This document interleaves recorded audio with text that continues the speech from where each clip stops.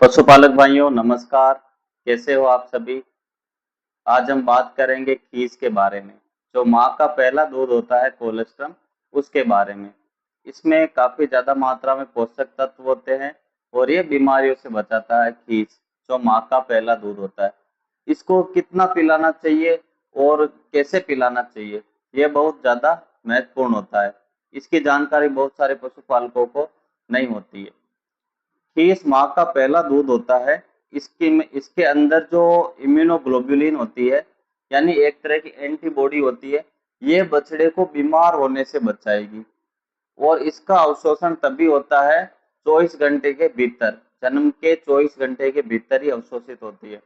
जैसे ही जन्म हुआ बछड़े का, इसकी जो अवशोषण क्षमता है धीरे धीरे कम होती है और 24 घंटे बाद बिल्कुल खत्म हो जाती है। यदि आप कोलेस्ट्रम 24 घंटे के बाद पिलाते हो तो उसका बीमारियों से लड़ने की क्षमता कुछ भी प्रदान नहीं करेगा। ये क्षमता तभी प्रदान करेगा जब इसको जन्म के 1 घंटे के भीतर पिलाना चाहिए 1 लीटर।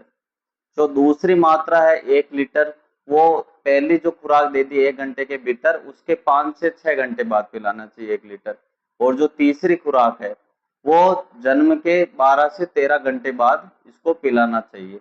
यानी जैसे हमारी गाय सुबह मॉर्निंग में यदि वो बच्चे को जन्म देती है तो जन्म के 1 घंटे के भीतर 1 किलो खीस पिलाना चाहिए।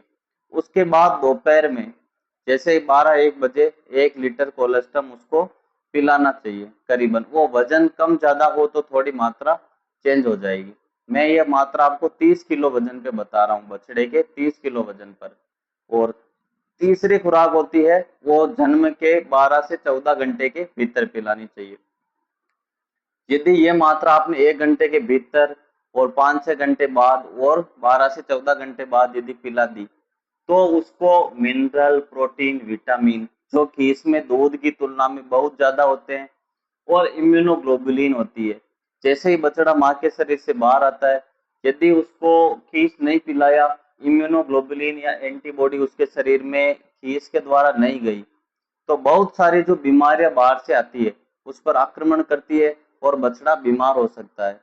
यदि उसको कोलेस्ट्रम पिला दिया तो ये 3 महीने तक बच्चे को बीमार होने से बचाएगी, जिससे काफ बीमार नहीं होगा और लंबे समय तक ये सुरक्षित रहता है, बीमारियों से बचा रहता है, जिससे आपका इलाज का खर्चा और जो बछड़े की मृत्यु दर है वो काफी कम हो जाती है।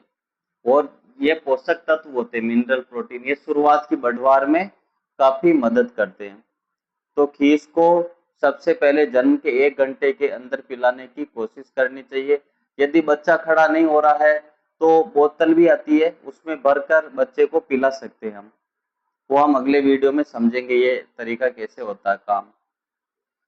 कोलेस्ट्रम पिलाने के बाद कुछ पशुपालक गलती क्या करते हैं, वो क्या करते हैं खीस को बच्चे को पिलाने के बजाय खुद एक बार में सारा खीस निकाल लेते हैं। खीस में बहुत सारे मिनरल, कैल्शियम होते हैं। इतना अचानक एकदम से शरीर से गाय के निकलने पे कैल्शियम की कमी हो जाएगी, जिसको आम बोलचाल की भाषा में मिल्क फीवर कहते हैं। यानी कैल्शियम की कमी होने से गाय एकदम से कमजोर होकर नीचे बैठ जाती है। तो इसके लिए हमें एक बार में सारा खीस नहीं निकालना है, केवल बच्चे को 1 लीटर पिलाना है जन्म के 1 घंटे के भीतर। दूसरा, कुछ पशुपालक क्या करते हैं, खीस को निकाल लेते सारा और उस खीस को बच्चे को पिलाने की बजाय गाय को पिला देते। गाय को पिलाने से गाय के लिए एक जहर की तरह काम करेगा, उसकी भूख खत्म हो जाएगी पेट के अंदर जाते ही, तो गाय 2 से 3 दिन तक चारा नहीं खाएगी। और यदि ज्यादा मात्रा में खीस पिला दिया गाय को तो गाय की मृत्यु भी हो सकती है। तो गाय के लिए खीस किसी काम का नहीं है, कोई फायदा नहीं पहुंचाएगा, उल्टा गाय को नुकसान देगा।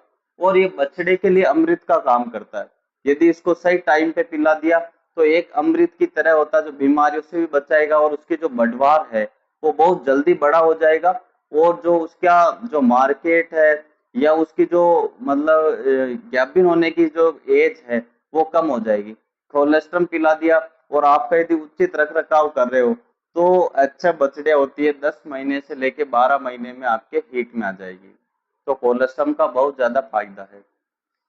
दूसरी बात, कोलेस्ट्रम को यदि टाइम पे पिलाते हैं तो उसकी आंतों में जो जन्म से जो मल भरा रहता है जो काले कलर का होता है उसको म्यूकोनियम कहते हैं।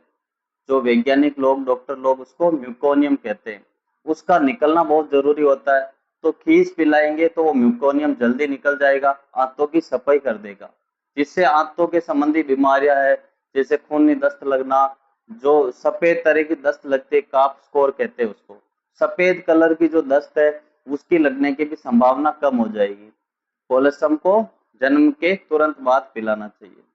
दूसरी बात, कोलेस्ट्रम में मिनरल्स, विटामिन और प्रोटीन काफी ज्यादा मात्रा में होंगे, तो ये इसकी बढ़वार, ग्रोथ के लिए बहुत ज्यादा उपयोगी होते हैं। यदि आप कोलेस्ट्रम 2 से 3 दिन तक माँ के शरीर से निकलता है, ये बछड़े को पिलाओ। फिर बछड़ा 2 वीक तक केवल दूध पिएगा। उसके बाद में एक अच्छी कंपनी की कोई भी जो डीवर्मिंग यानी पेट के कीड़ों की जो दवाई होती है वो उसको पिलानी चाहिए खुराक के हिसाब से। आप एल्बेंडाजोल दे दो, या आप पिपराजीन भी दे सकते हैं पहली बार में। वो हम आगे वीडियो में पढ़ेंगे कौन सी ब्रांड की आती है ये। उसके बाद हम काफ स्टार्टर चालू करते हैं। 2 वीक के बाद हम उसको काफ स्टार्टर भी देंगे और साथ में दूध भी पिलाते हैं।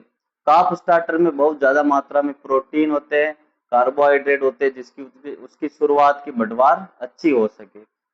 कार्ब स्टार्टर के साथ में हमें अच्छा जो ग्रीन चारा होता है, हरा चारा, वो उसको खिलाने की आदत डालनी चाहिए, ताकि उसके रुमन, जो पेट होता है उसका विकास अच्छा हो और उसकी बढ़वार बहुत ही अच्छी तरीके से होगी। तो आपका जो काफ है बहुत अच्छी तरीके से तैयार होगा। अगला हमारा वीडियो रहेगा डीवर्मिंग के ऊपर। बछड़े की डीवर्मिंग कैसे करनी है, कौन सी दवाई देनी है, कितने दिन की उम्र में देनी है और कितने गैप के बाद देनी है, इसके ऊपर वीडियो आने वाला है हमारा दोस्तों। जय हिंद दोस्तों।